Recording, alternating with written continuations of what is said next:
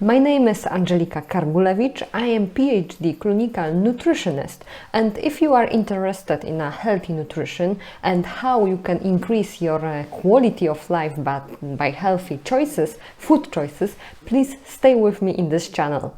Some food products look really exotic, and because they are not so familiar, we don't even think to eat them. But as it turns out, they are really often very nutritious. So why not to experiment sometimes and serve them on your plate? Fermented black garlic. Everyone knows that raw garlic is very healthy and valuable. It has even been called the antibiotic of the antiquity, and it is also very well known in natural therapy.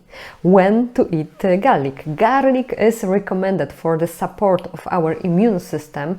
It also shows some hypolipemic, antimicrobial, anti-cancer and anticoagulant properties.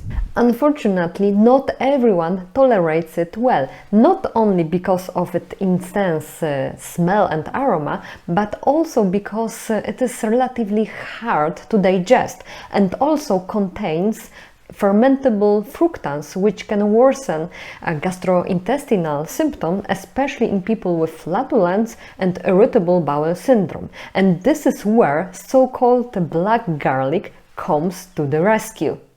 The fermented black garlic is obtained through a 4-week process of the fermentation at 60 to 70 degrees and 70 to 90% of humidity. The fermentation process softens the taste of the garlic. It makes it sweeter in flavor and also makes it more digestible for the people with gastrointestinal problems. In addition, fermented black garlic possesses the same substances which are found in the raw garlic, which means like phenolic compounds, flavonoids or S-allylcysteine, and which is the most interesting part, that the fermented garlic possess even higher antioxidant properties than the raw garlic. For this reason, the black garlic is even more effective in the prevention of metabolic disease and in protecting the liver from the damage. In addition, the fermentation process with the live bacterial cultures makes it even more powerful tool in the prevention of Staphylococcus aureus and Helicobacter pylori infections. Another not so common food product are snails. Those shellfish are usually consumed in Asia and in Western European countries. In Western European countries, usually like a cultural inheritance from the Roman Empire. And snails are seen by many people like a luxury good and also like an aphrodisiac. But the question is if snails are nutritious. Overall, the protein content is quite high, around 15 to 16%, and the snail contain very important amino acids like leucine, isoleucine and lysine. The fat content is considerably low, like 1.2 to 2.4%, and which is also very interesting that the 80% of meat's composition is water. So we can say that snails are very low in calorie. Of course, if we do not mix them with the very greasy sauces, for example, like in Mediterranean cuisine.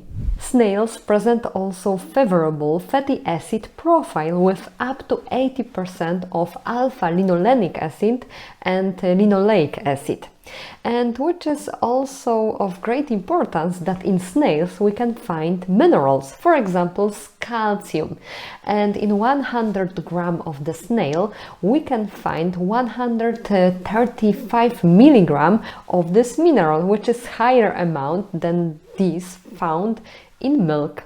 And another mineral found in the snails is potassium. And the question is if there is a kind of the hazard connected to eating snails, and unfortunately there is some problem with the heavy metal content, especially in the wild snails. The heavy metal content is higher in the wild snails than those found in the farmed one. So for example, this is not recommended to eat like a large quantity quantities of the snails, for example, kilogram per 1 week.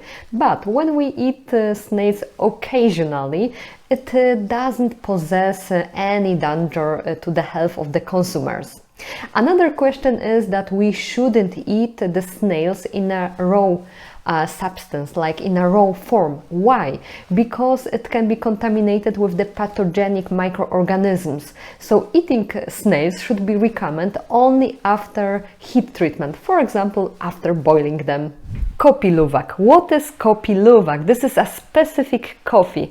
I would say a connoisseur's delicacy, and it is distinguished by the way it is obtained, which means it requires specific kind of animals, like weasel-like animals, otherwise known as civets. Civets eat the ripe fruit of the coffee tree, and everything would be perfect if it were not for the fact that the final raw material for this coffee, beans excreted together with the excrement of those animals. Why this animal civet is so important in the process of obtaining kopi luwak? Everything is happening in the digestive tract of those animals. In the digestive tract of these animals, the coffee beans lose their cellulose layer, ferment slightly, and simultaneously they lose its bitter flavor and also acquire unique aroma. After being excreted by the animals, the beans are collected with the hand. They are cleaned and sold as a luxury good with a very high price. And we can say that this is the most expensive coffee in the world. The question is if this coffee, kopi luwak, possesses any special health benefits. And to be honest, it is like a lower caffeine content, but the question is if this is a kind of advantage, because sometimes we require higher caffeine content. So the most desirable traits of the kopi luwak definitely is its taste and flavor. And the question is where we can drink this kind of coffee, mainly in Asia, and the pioneer in the production of the kopi luwak is Indonesia. Corn. What is corn? This is a kind of meat substitute that raises many questions. But why? Because it is produced using molds, and the question is if corn is dangerous. Nothing could be farther from the truth, because corn is very valuable. Why? Because it provides mycoproteins from the fungus Fusarium venenatum. The biological value of the protein from corn is very high, and this protein is very easily digested by the human body. Another important and valuable nutrient found in corn is, for example, beta-glucan. What is beta-glucan? This is a dietary fiber, but the soluble one. What does it mean? This is a good food for our microbiota and also a component with hypolipemic properties. Another important nutrient found in corn is zinc, and 1 portion of the corn covers the entire daily requirement for this nutrient. And the question is if there exist any drawbacks of the corn. Of course, when we eat the corn for the first time, we should be cautious, especially when we are prone to develop some kind of allergies. But we should also bear in mind that each food product can cause the allergy, if this is apple or carrot. So for example, people who are prone to develop allergy, they should be cautious when eating this food product for the first time. Another drawback, I would say that this is a kind of drawback, is that corn does not provide vitamin B12. So when we use the corn as a substitute of the meat, we should also bear in mind that we should incorporate into our daily diet another sources of this very important vitamin, which means vitamin B12. Amaranth. Many people associate amaranth only with the beautiful plant, and this is like the color, purple to amaranth, the color of these flowers. But as it turns out, apart from the eye-pleasing flowers, the amaranth possesses another properties, and these properties lies in the grains. And we can successfully use the amaranth grains as a substitute, for example, for the rice or another grains. And also I would like to mention the oil made from the grains of amaranth. I mean amaranth oil.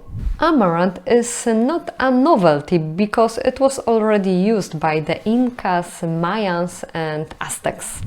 And why amaranth grains are so valuable? Of course, the high biologically active protein, which is so unusual in the plant world. Another positive side of the grains of the amaranth is a high content of dietary fiber, higher than these found in rice, maize, wheat or oats.